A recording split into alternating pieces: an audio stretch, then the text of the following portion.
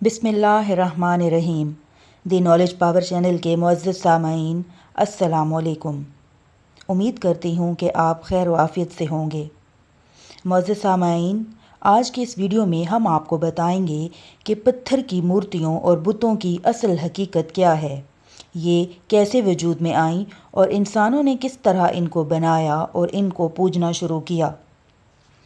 मुअज़्ज़ज़ सामाईन, जिस वक्त हज़रत आदम अलैहिस्सलाम और उनकी बीवी को जन्नत से निकाल कर ज़मीन पर डाल दिया गया, वो कई बरस तक ज़मीन पर बसते रहे। ज़मीन पर आपके पोते और पड़पोतों की इतनी कसरत हो गई कि वो एक बहुत बड़ा कुंबा बन गए। लोग अल्लाह की इबादत करते और दुख सुख में उसी से हाजत बराबरी करते।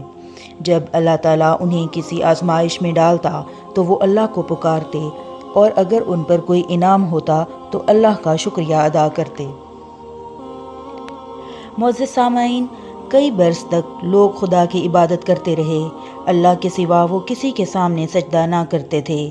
उन लोगों में से 5 आदमी नेकी और परहेजगारी की वजह से बहुत मशहूर थे। उनके नाम ये थे: वद, सुआ, यगूस, यऊक और नस्र।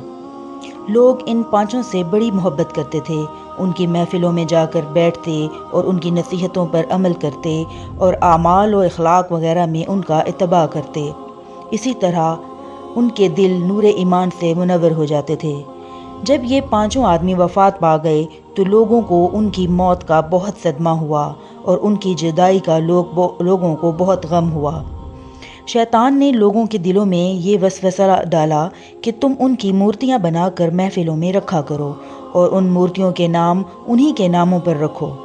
चुनाचे लोगों ने ऐसा ही किया और उनकी मूर्तियां बनाकर नस्ब कर दीं।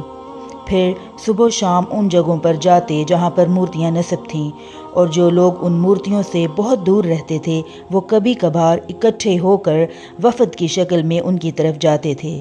कुछ दिन वहाँ रहते, उनसे बरकत हासिल करते। उन जगहों पर जाकर वो लोग अल्लाह से बख्शिश मांगते। इस सिलसिला में लोग सफ़र की मुशक्क़तों को भी खातिर में ना लाते थे। मुअज़्ज़ज़ सामाईन, जब ये नस्ल ख़त्म हो गई उसके बाद और नस्ल आई और उसके बाद दूसरी नस्लें आईं। उन्होंने इन मूर्तियों की ताज़ीम इस हद तक की कि उनकी पूजा शुरू कर दी और उन लोगों को ये गलत यकीन हो गया कि उनके बाप दादा इन मूर्तियों की इबादत किया करते थे। मूर्तियों से अल्लाह के हुजूर में सिफारिश कराया करते थे और इन मूर्तियों को अल्लाह ताला और अपने दरमियान वसीला बनाते थे। उनमें से जो लोग बूढ़े थे उनके लिए सफ़र दुश्वार था, वो आ जा नहीं सकते थे, लिहाजा उन्होंने उन्हीं जैसी मूर्तियां तैयार करवाईं और अपने शहरों में रख दीं और वो उनकी इस तरह ताज़ीम बजा लाते और सिफारिश कराते जिस तरह पहली मूर्तियों से कराते थे। फिर रफ्ता रफ्ता लोग इस बात को भूल गए कि ये मूर्तियाँ 5 नेक मर्दों की थीं। वो ये समझने लगे कि ये बुत उनकी हाजतें पूरी कराने का बड़े माबूद के सामने एक वसीला हैं। मुअज़्ज़ज़ सामाईन, फिर जूं जूं ज़माना गुज़रता गया लोग इस बात को भी भूलते गए कि बुत एक किस्म का वसीला हैं जिन्हें वो सबसे बड़े माबूद के लिए इख्तियार करते थे। वो ये समझ बैठे कि जिन माबूदों की हम इबादत लाजिम समझते हैं वो यही बुत हैं। फिर उन्होंने बुतों ही को सजदा करना शुरू कर दिया।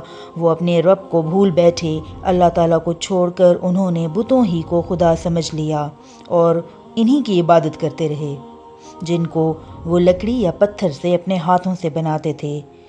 इनके अलावा कुछ लोग ऐसे भी थे जो चाँद और सूरज जैसी मखलूक की पूजा करते थे। इसी तरह उनका भी एतकाद था और इसी किस्म के उनके भी खुदा थे। सख्त पत्थर, गूंगी मूर्तियाँ या इसी तरह की और चीज़ें जो ना देख सकती, ना सुन सकती, ना समझ सकती थीं और ना ही नफ़ा और नुकसान पहुँचा सकती थीं, उनकी माबूद थीं। उन तमाम लोगों को शैतान ने गुमराह कर दिया था और वो अल्लाह को भूल चुके थे। उन्होंने अल्लाह के साथ और माबूदों को भी उसका शरीक ठहराया। फिर अल्लाह ताला ने उनकी हिदायत की खातिर और पैगंबरों को भेजा ताकि उनको तौहीद की दावत दें।